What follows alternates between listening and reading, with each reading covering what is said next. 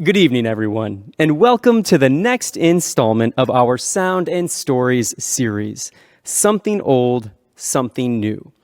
As always, let me begin with a profound thank you to Pablo Center for having us as part of the Pablo Streams Series, the UW Eau Claire Foundation for their support, as well as the CVWG donors. If you like what you see and you'd like more of it, be sure to check out all our future events, including our free virtual writers retreat at cvwritersguild.org. Now then, what exactly do we mean by tonight's theme of something old, something new? Well, for one thing, we wanted stories both timely and timeless, stories ripped from the headlines, but also held tight to our hearts. And the theme doesn't end with our storytellers. Even our musicians are getting in on the something old, something new action. No, we're not talking about age, though flutist Peter Phippen has made a joke or two about being the something old of the evening. In truth, the something old are Peter's 18th and 19th century bamboo flutes, which you will be hearing shortly. As for something new, the Nunnery will be employing her trademark looping, which uses technology to take samples of sounds to create rich and vibrant songs. Also on the something new front, 8th grader Simone Patry, who holds the record as our youngest performer to date. Thanks to James Ignacio for helping us out on piano, and Victoria Shoemaker for helping us out on flute. And what would we do without the evergreen visuals of Eric Elstrand? As for storytellers, we've got a talent-packed lineup, all of whom I'll introduce now and in order of their appearance. Selika Lawton, Mike Paulus, Angela Hugunin, and Andy Patry. How grateful we are for your words. And one final shout out to Jonathan Rylander, whose production skills and general support helped bring this show to life. And now, to kick things off, a few thoughts, both new and old, which I arrived upon this past Easter morning. Shortly before dawn, the Easter Bunny is roused to work by the buzz of his alarm. He groans, searches for a snooze button. "Tut, tut," says Mrs. Easter Bunny. "Time to get to work." "Just 5 more tut, tut," Mrs. Easter Bunny repeats, an edge in her voice. "And don't wake the baby on the way out." Ejected from the burrow, the Easter Bunny makes his way toward the basket of eggs and fulfills his mission, hiding the hard-boiled gems with a little less gusto than in the past. But cut him some slack. It's been a tough year, even for the Easter Bunny. If he looks more sluggish than usual, it's because he is. And if his cotton ball tail appears grayer, well, pretend like you don't notice. Even the Easter Bunny needs a cup of coffee or 10 every now and again, and on this holy day, let's just give it to him. Peering into the backyard, I'm pleased to report that the rascally rabbit has pulled it off undetected yet again, which is no small feat these days, since my eldest and most skeptical child spent the night camped on the couch with a camera. As I admire the Easter Bunny's handiwork, I wonder, how many more visits might we have from our floppy-eared friend? Or from the Tooth Fairy, for that matter? Or Santa himself? Soon I am burrowing down the figurative rabbit hole, wondering not only how many visits one receives from such illustrious guests, but also how many holidays were granted per lifetime. How many anythings? I do the morbid math, calculating the difference between the American male's life expectancy of 76 years and the 36 I've already notched. 40 more Easters doesn't sound so bad, though I know that 40 more would be generous given my genes. I come from a long line of faulty tickers, hearts that perform admirably right up until the moment they don't. That moment, I'll add, usually occurs a few years shy of life expectancy. Then again, let's not set our watches by life expectancy, which seems a faulty measure once you factor in life itself. Life's curveballs can come in the form of cancer and car crashes and COVID-19. As such, let us not confuse statistics with guarantees. I write these words on Easter morning, when resurrection weighs heavy on the mind. Yet folks like me know better than to rely on second chances, which is probably why I found myself seated at this basement keyboard at this early hour, in the time between the Easter Bunny's visit and the first stirrings within the house. Just enough time to reflect on the nature of time, humankind's least renewable resource. If the statisticians are to be believed, I'll bid my fond farewell in 2061. If I make it until July of that year, I'll have a chance at seeing Halley's Comet hurtling toward its closest brush with the sun in years. But if I don't make it until that, Halley's Comet will continue on without me, blazing across the heavens in all its glowing splendor. I suppose there's some comfort in knowing that the universe will continue on without us, though I can't help but feel a tinge of regret for all that I will miss. Of course, it's hardly fair to measure human life on astronomical time, nor should we measure it on geological time, under which conditions even the oldest living human is a spring chicken. Take a walk on the rocks near Big Falls and your feet will touch a geological wonder 1.85 billion years in the making. Or wade into the Eau Claire River, which a mere 520 million years ago was once an inland sea. Let us not concern ourselves with astronomy or geology. I, for one, prefer to measure mortality on more tangible terms. How many gardens I've got left to plant or gutters left to clean. How many semesters, how many students, how many words. How many teeth cleanings and annual checkups. How many oil changes? How many campfires? How much laughter? How many tears? Answers to such questions remain unknown, which seems proof of some higher mathematician at work. Someone who understands the miscalculation of measuring life in minutes alone. A friend of mine, several decades my senior, recently confirmed as much, reminding me of the sacredness of each passing second, while also reminding me not to dwell on them as they pass. To have lived well means to age contentedly, even if, as he put it, growing older means enduring the indignities of small subtraction. First, you lose one thing, he explained, then another, and then another after that. But to view life as some countdown to the inevitable is to lose sight of those things not yet gone. After all, there are still comets to chase and gardens to plant and words in need of writing. And that's not all. From my basement burrow, I hear the stirrings of newly woken children. Giggles, screeches, shouts. "Hey, Dad," calls my most skeptical child. "Guess what?" "What?" "He came." "Who came?" "The Easter Bunny," he says. "For real?" "Yeah, get up here and see for yourself." I smile, then rise from my seat, taking the stairs 2 at a time. And now, Peter Phippen and the Nunnery.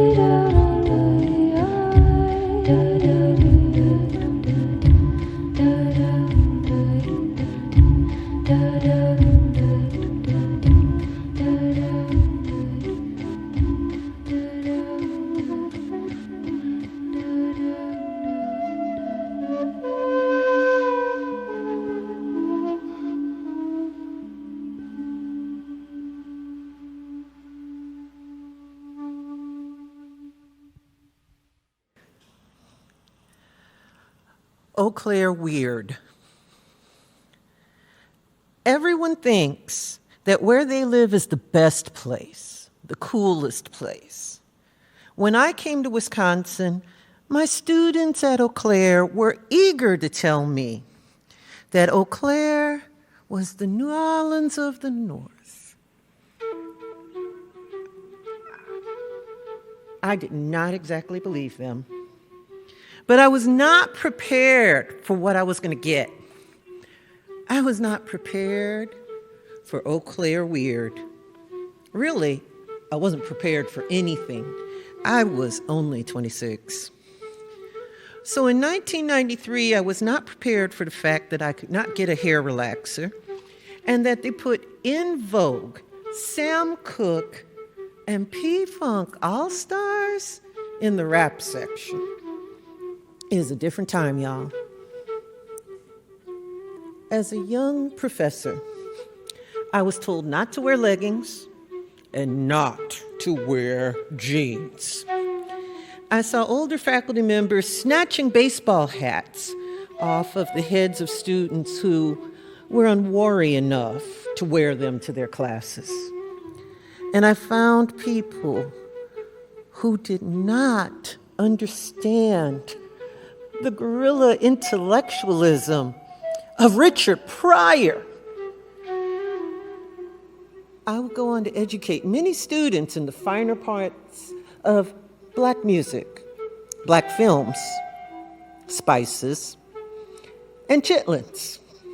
Every group has an equivalent to chitlins. Yours is lutefisk. Both in the wrong hands are a weapon. I also learned about the polka mass.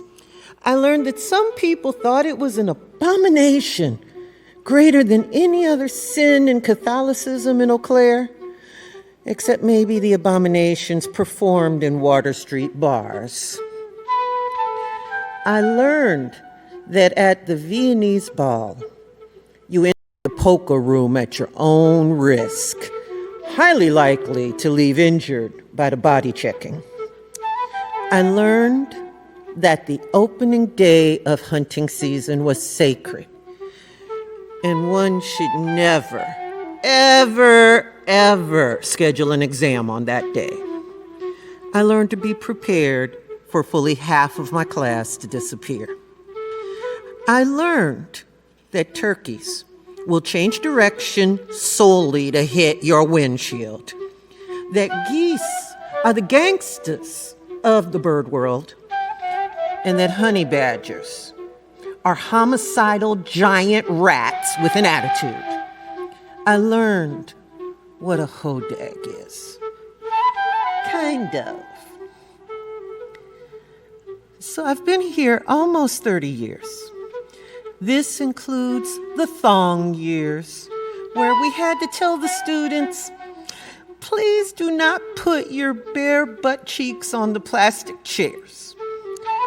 The cell phone in class years, where we had to tell them holding it down there just looks disturbing.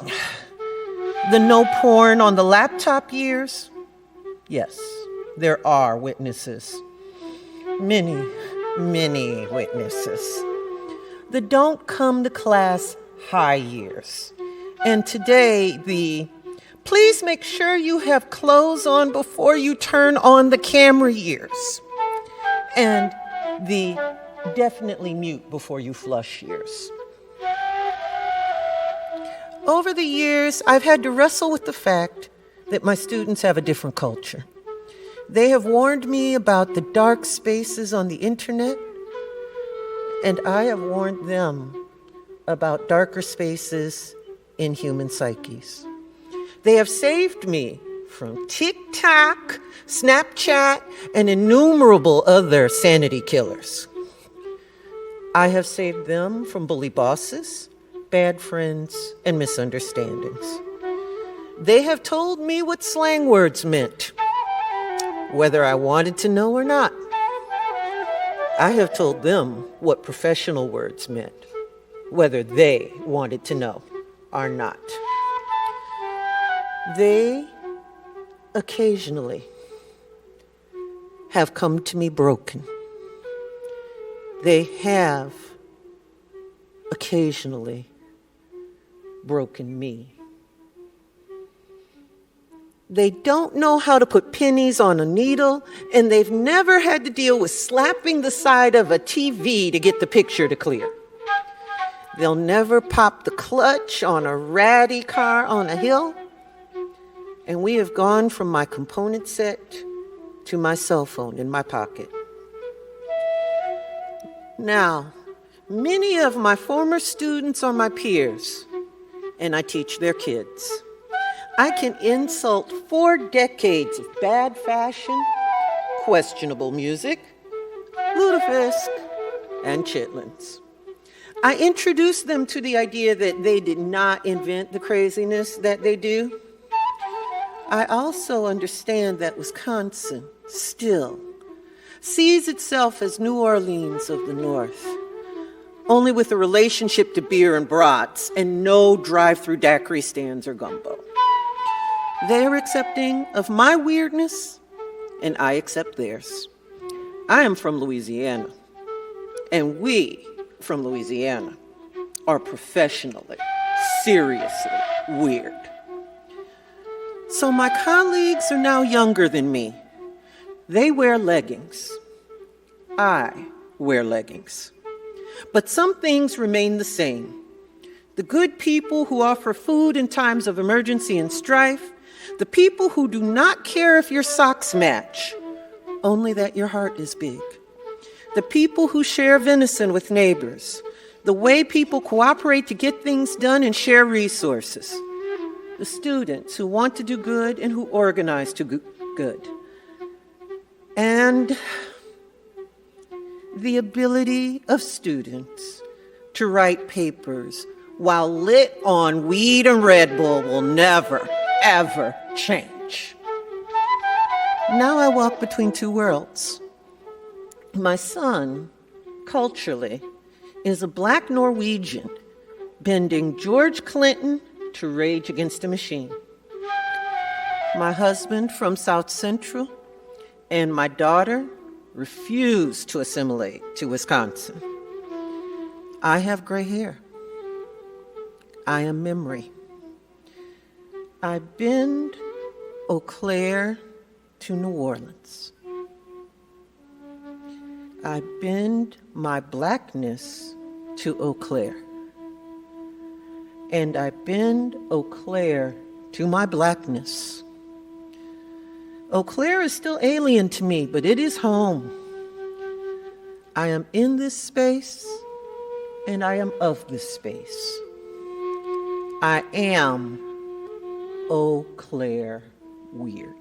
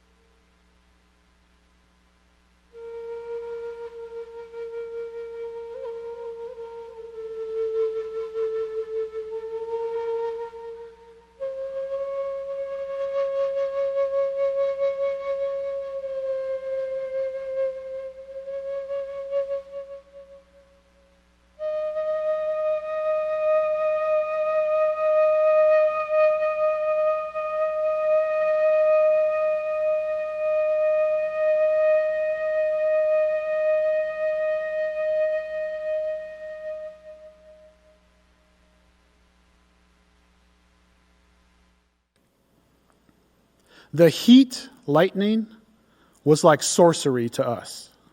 Some kind of rare devilry quietly bursting across the midnight horizon, raving over the dark, distant pine trees. It just didn't stop. Hundreds of electric blossoms, pink and white, flaring up inside a mountain of clouds. We'd all left our sleeping bags to watch from the cabin windows.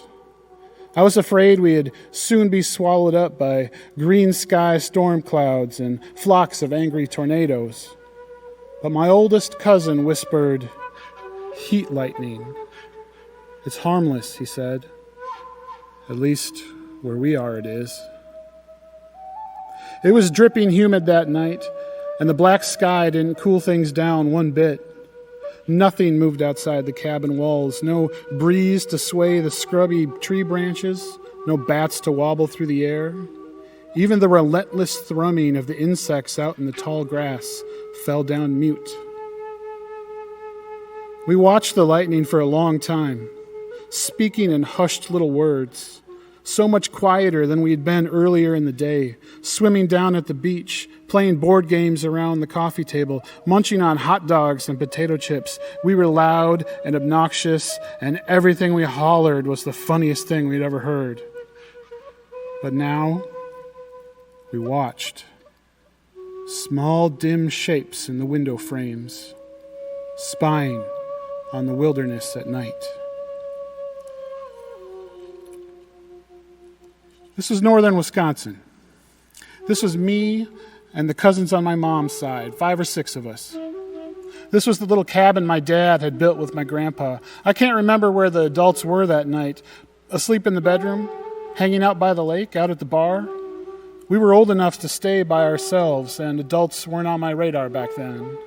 Adults were like lawn furniture.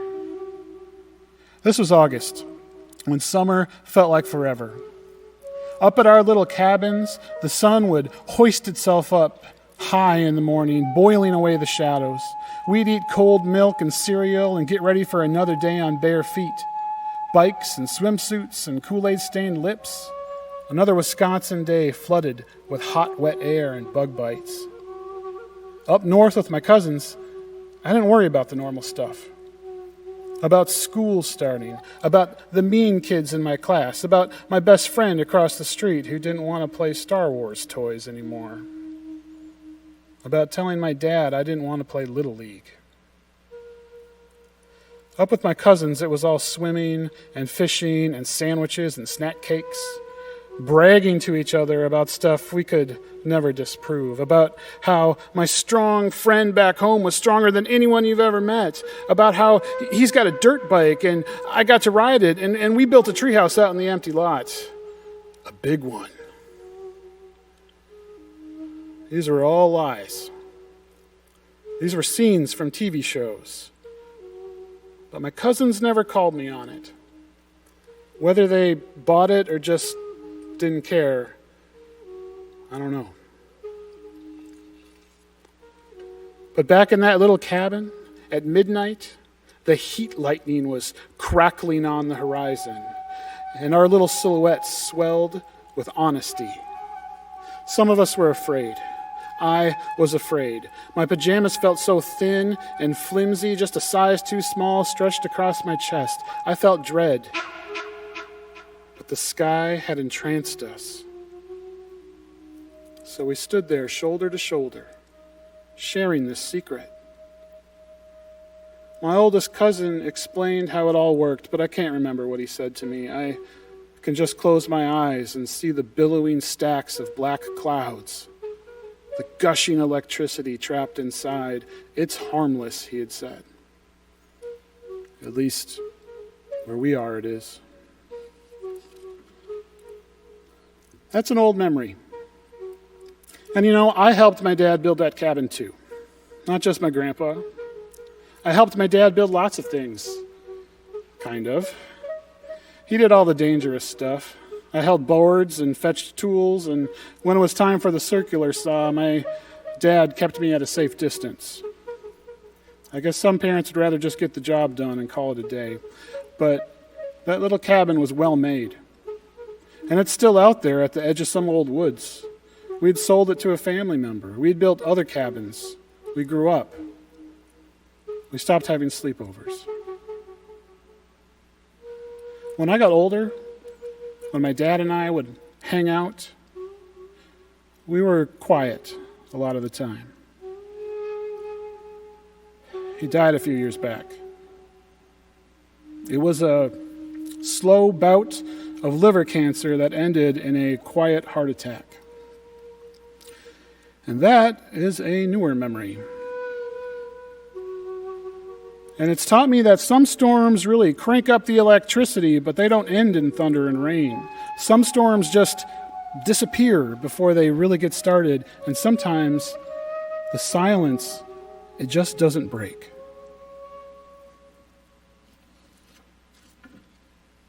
That night we watched the heat lightning.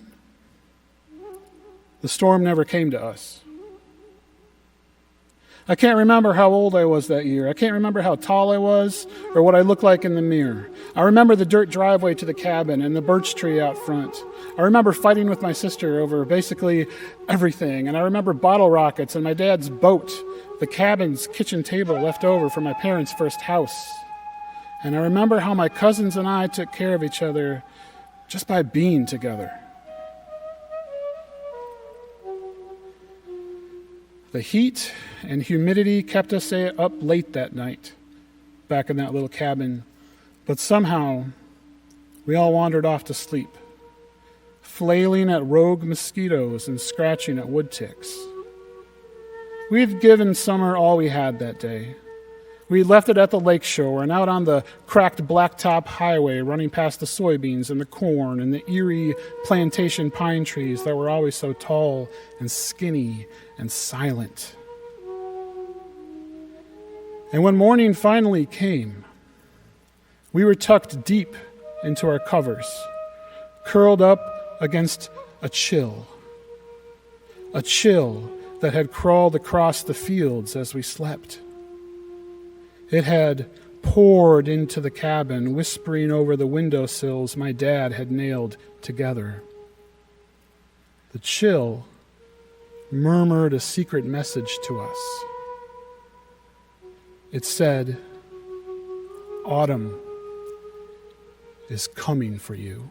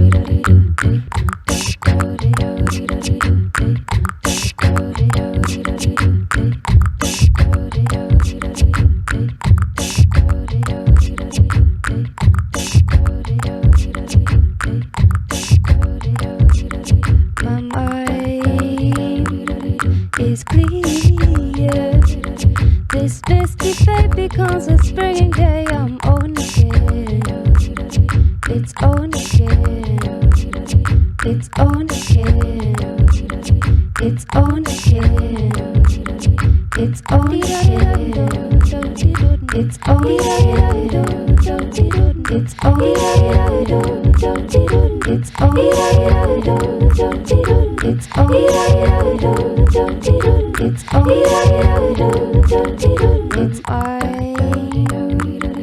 is clear. This misty baby comes a springing day. I'm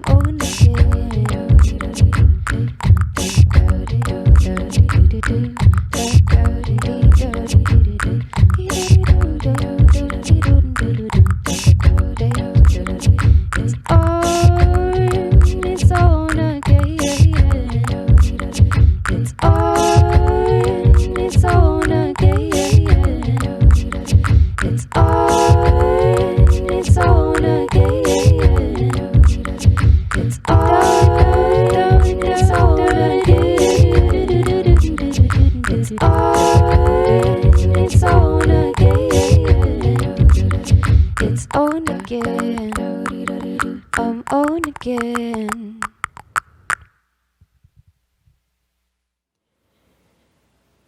A week after my 88-year-old grandpa's fall, I got a phone call from my mother, who informed me that, in addition to his wounded face and torn-up hands, he had 3 broken ribs. I sat down upon hearing the news. "They're just now catching the ribs?" I asked. "They only found out today," she said. She didn't need to remind me why they went in that day in the first place. Chest pain that developed into a heart attack. "But he's okay?" I asked. I let my eyes trace the Chippewa River in the distance. It was the first time this spring I'd noticed its pace. This time last year, after the sudden arrival of COVID-19, I was back home with family for the season of the river's melting and subsequent flooding, there while Grandma was the one encountering numerous health challenges. But things have changed since last year. The river view, for one thing, and the fact that Grandma is no longer with us.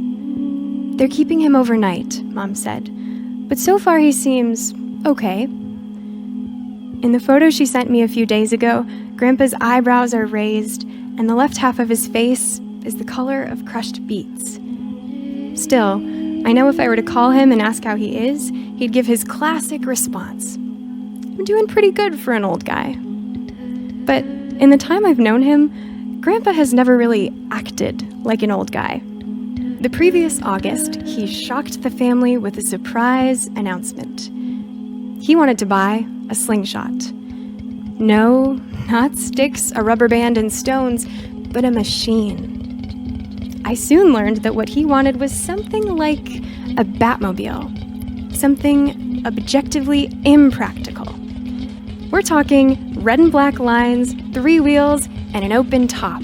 We're talking helmets. We're talking about Grandpa, apparently. A trip to the Polaris website gave me another clue. The thing wasn't technically an automobile.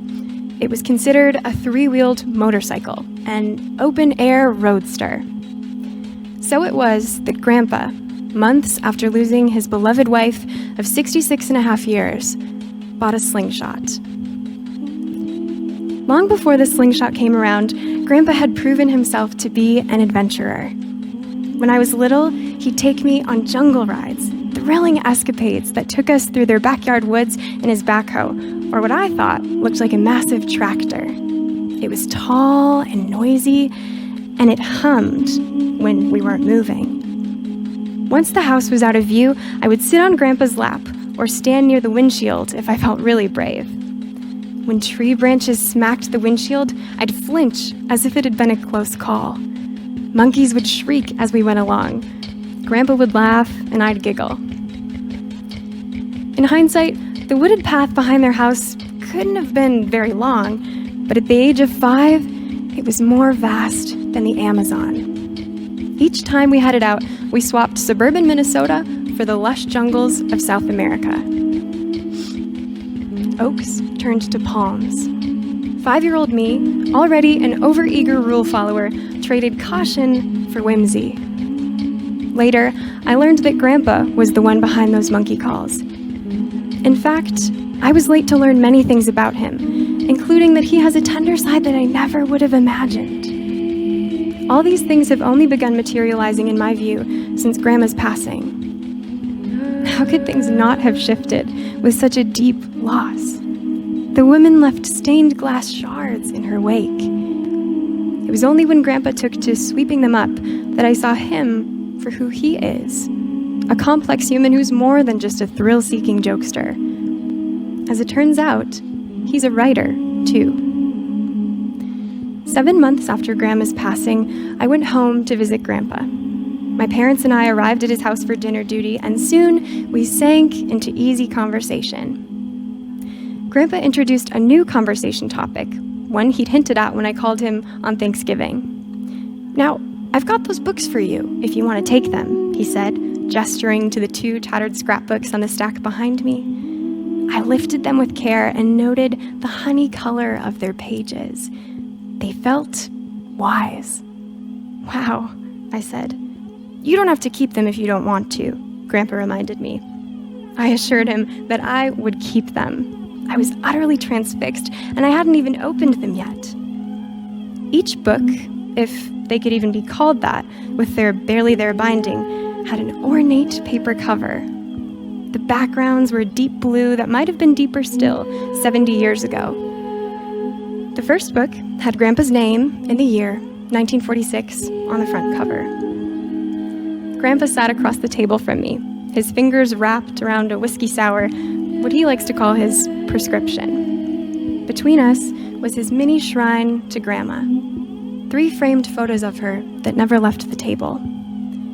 I looked back at the scrapbook and found 10 carefully cut rectangles on the page opposite Grandpa's inscription. Each one had not pictures like I'd originally imagined, but poems. Their titles ranged from Proposal circa 1943 to We Have Wept. And the rectangles carried on for at least 20 pages. When there was a lull in Grandpa's conversation with my parents, I asked where he'd found so many poems. "Mostly the paper," he said. "I used to really like poetry." I flipped to another tawny page with a sheet taped to it. Its blocky text had the signature typewriter look. "Did you write these?" I asked, slightly incredulous. Grandpa hedged. "I used to like writing poems, here and there." To think, I'd always imagined Grandma had a monopoly on the warmth and thoughtfulness in their relationship. I remembered an August day months earlier when we'd visited him. "Did you peek in the garage yet?" he'd asked me. His eyes had danced. As the garage door opened, light poured in and splashed the red and black roadster. I forgot for a moment that we were in a townhome, Grandpa's townhome. It was a far cry from the backhoe, and we were a long way from the jungle, but the slingshot was a remnant of wildness. I looked at the slingshot and imagined Grandma's reaction. I could see her shaking her head. I could see her saying she couldn't stand the slingshot, while quietly putting up with it because she loved Grandpa. I could almost envision her strapping a helmet over her fluffy gray hair just for one slow jaunt. When she was still alive, the trusty Honda Civic, with the LC license plate after her name, sat alone in the garage. Now the tire-squealing slingshot shared the space, looking like something my brothers would have dreamed of driving at 16. I couldn't shake my hyper-awareness of this strange duality, the paradoxical juxtaposition of reliable car and plaything, both in the garage of an 88-year-old man. Months later, looking at the scrapbooks allowed me to see things differently. The slingshot isn't all sharp lines and speed and adventure, just as Grandpa isn't only a brave or fun-loving man. Softness can coexist with adventure. A couple of weeks ago, my mom called to tell me that Grandpa asked about me again. As his kidneys have gotten worse, his memory has grown fuzzy about things like if he liked the Salisbury steak one of his daughters brought him, but he's never forgotten that I'm in Eau Claire for school. "They have 4 exits from 94, I think," he told her. I was amazed to hear that. Have I even kept track of the exits? The news from Mom was fine. Grandpa is still breathing and still cracking jokes. The slingshot is still in the garage, purring like some jungle jaguar, though we don't know when or if he'll drive it again. The scrapbooks of poems live in one of my drawers. I recently returned to them, flipping through their brittle pages before I landed on a poem he wrote. If the date is to be believed, it was written on March 6th, 1947, 74 years ago, more than triple my lifetime. I can almost imagine a teenaged version of Grandpa, the version who was around long before the jungle rides, the slingshot, and the broken ribs, jotting a couple of lines in his notebook as he thought about the changing seasons.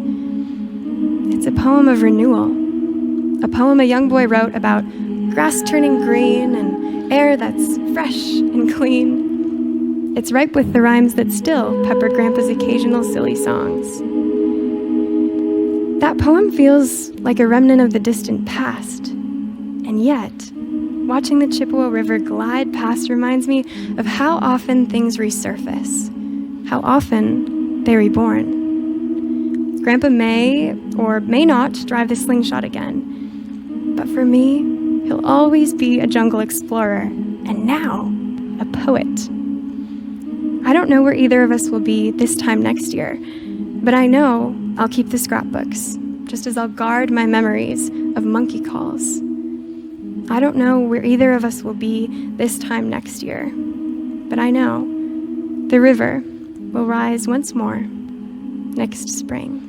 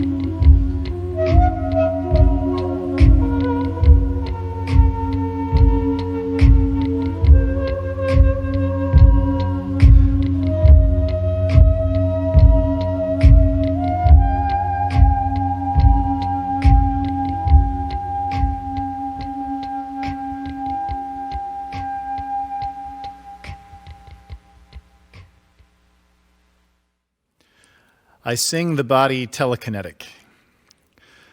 The yellow school bus stops across the street from our house.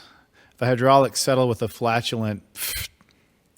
The door pulls wide and our daughter Simone steps out. It's 2 months into her 6th grade year. I'm home from work earlier than usual, and I watch her through the window. Watch her as she crosses the road into our yard, passing under the elm tree. Looking at its denuded branches, I think of how sometimes nature is a bully. "Dad," Simone calls as she opens the side door and drops her brick of a backpack on the kitchen floor. "In the living room," I say. I hear the cupboard door squeak, the tinkling of glass, then the faucet gushing. Her hand furrows the leftover Halloween candy dish. I make room for her to take a seat next to me on the couch. She chooses instead the chair opposite from me. "So it's like that, huh?" I ask. "What?" she barks. Like the winter chill present in the autumn wind outside, the teenager she will soon become is keen in her voice. I change the subject. "Did you bring your music home so you can practice tonight?" Her first choir concert is days away. "Dad, I can't think about practice right now." She munches a candy corn and then takes a drink of water. "I'm too preoccupied." "Is everything okay?" I ask. "I wish I had superpowers," she says. I look at her in her leggings and sweatshirt and appraise her superhero costume. "You know," I say, "we might have to work on your look first." "Dad," she moans, and I know she is sincere, and so I ease my foot off the playful pedal. Okay, I say. "Any superpower in particular?" "Telekinesis," she says, "like Carrie." Simone had recently seen the 2013 remake of the 70s film based on Stephen King's novel. She took to the bullied character, especially the character's ability to move objects with her mind. "Did something happen today?" I ask. Something had. Simone recounts how a boy on her bus commented, "You can say you're a girl all you want, but you still have a penis." "I see," I say. She twists her glass of water into the arm of the chair. It leaves a dark, wet circle when she lifts the glass to her lips. "Remember, though, how we talked about what happened to Carrie?" I ask. "How, in order for her to get back at the bullies, Carrie had to become a monster?" Simone's face creases as if she is in pain, and both her palms upturn, her fingers drawing in until they resemble claws, as if she is attempting to levitate me off the couch with her mind. "Dad," she says in frustration, "you just don't understand about the bus." "Not exactly," I agreed, though I'd had my own run-in with bullies on the bus. I tell her about an experience I had in elementary school with the older kids who rode at the back of the bus and cussed and talked about bands like AC/DC, whose patches covered their denim jackets like obscene Boy Scout badges. One kid caught me looking and asked me if I knew what they called a girl's privates. "A vagina," he said, and his friend snickered or punched him in the arm. One of them told him to leave the kid be. I said he was just messing with me. No way was it called that. More laughter and insistence. My stop was coming up, so I rose and moved down the aisle, their voices in my ears like nettles. When I got to the front of the bus, I wheeled around for the last word. "A girl's privates is not called a vagina." The door opened and the bus lady's blonde head cocked so that one dangling earring skimmed her left shoulder. She turned to me then, her mouth working a piece of chewing gum, and I said to her, "Right?" When I finish, Simone is smiling a little, and she asks, "Why are people so obsessed with body parts?"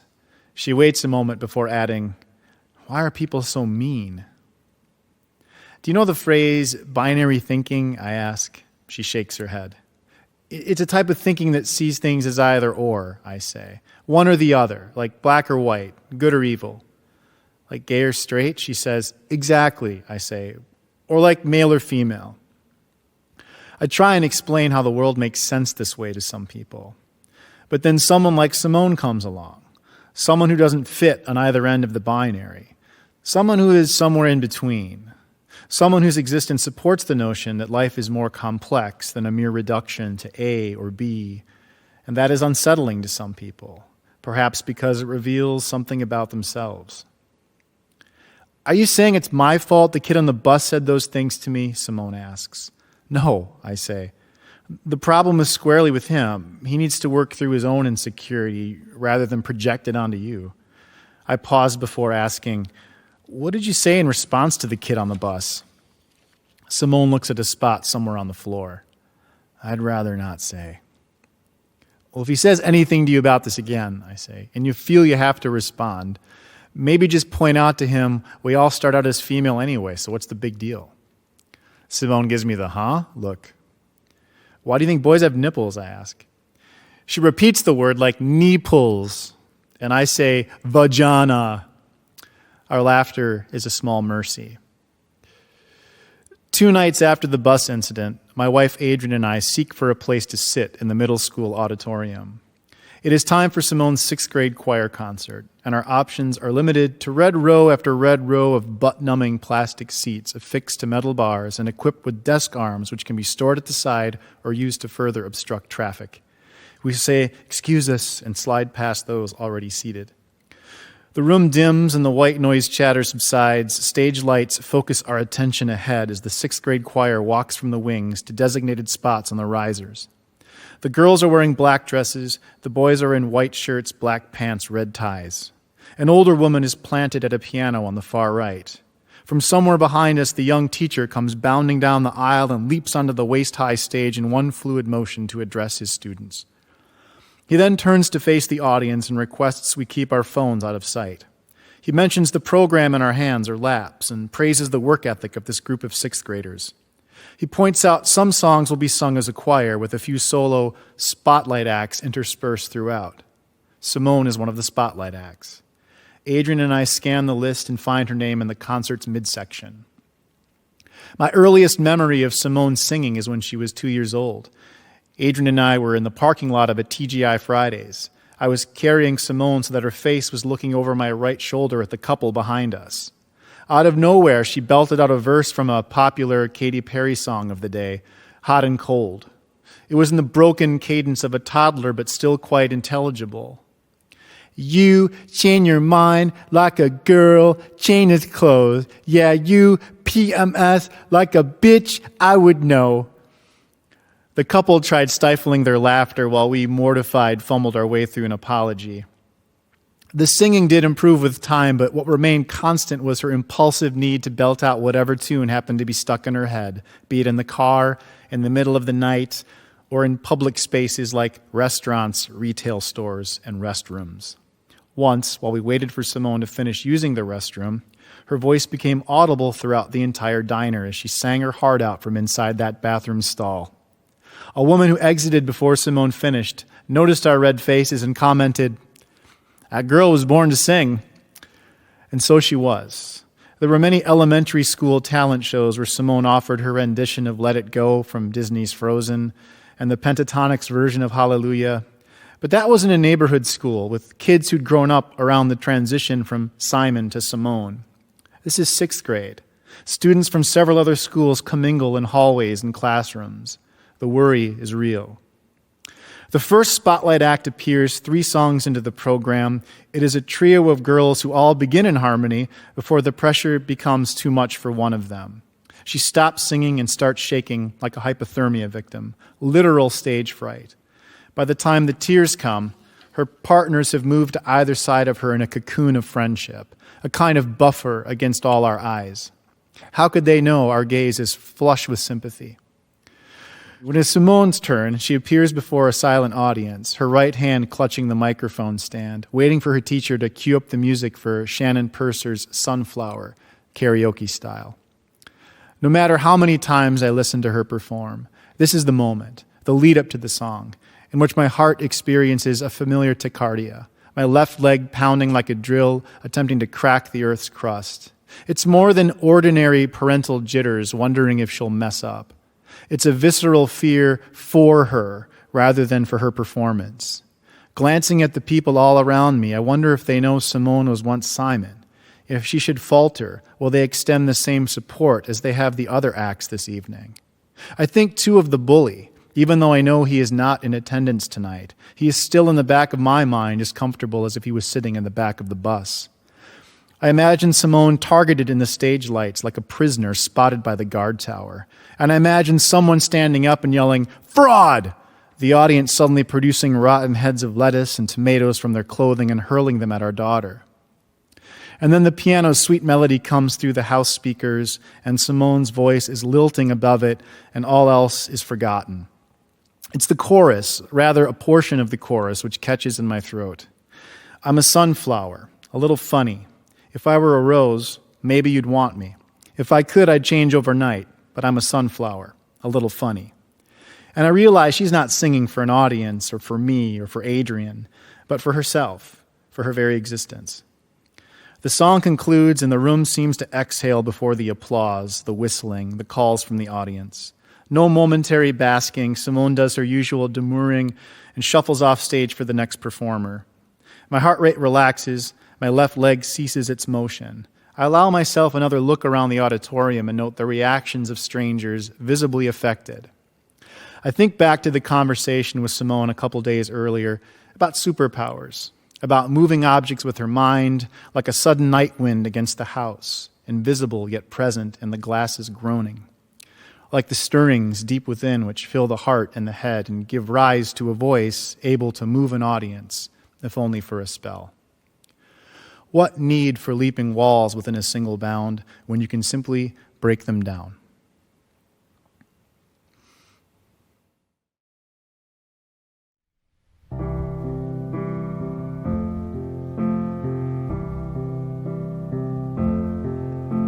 Rose girls in glass faces, perfect bodies, perfect faces.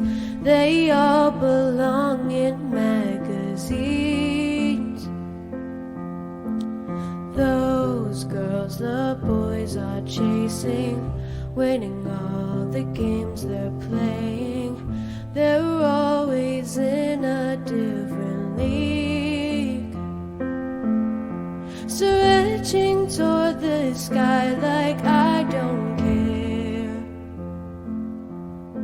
wishing you could see me standing there. But I'm a sunflower, a little funny. If I were a rose, maybe you'd want me. If I could change overnight, I'd turn into something you'd like. But I'm a sunflower, a little funny. If I were a rose, maybe you'd pick me. And I know you don't have a clue. The sunflower's waiting for you, waiting for you.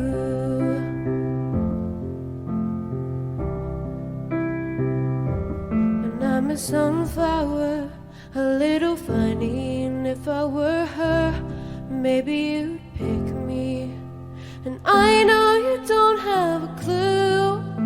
The sunflower's waiting for you, waiting for you.